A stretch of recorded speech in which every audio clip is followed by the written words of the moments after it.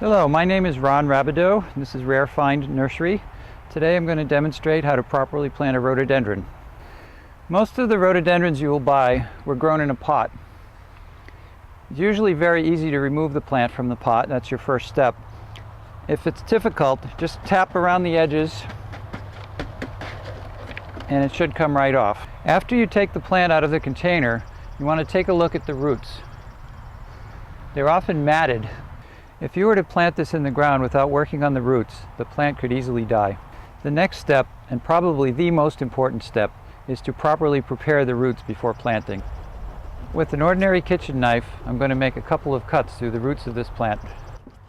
This may seem brutal, but it's very important, absolutely necessary for this plant to perform well.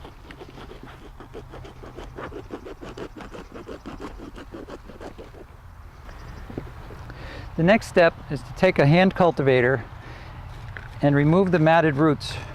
Scratch them up very well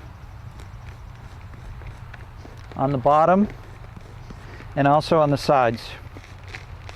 Don't be afraid to dig in.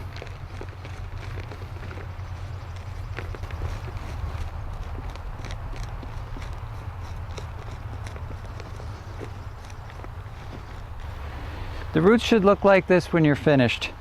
You probably want to cultivate about an inch into the surface to make sure all those matted roots are loosened up.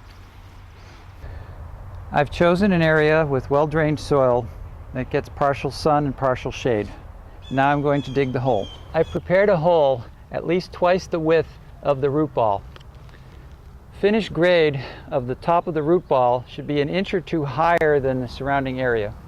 I've found some composted leaves which we're going to use to mix half and half with the soil that we dug from our hole. We'll use this material, the half and half, to backfill the plant.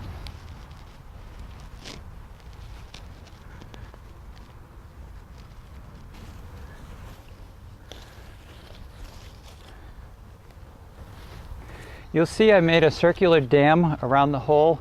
This is to hold water. It's especially important that you flood this very well after it's first planted to settle the soil all around the roots. For future waterings, you can fill this saucer, this depression around the roots with water, and it will slowly soak into the ground. If you didn't have this dam, the water would just run off and not penetrate into the roots where it's needed.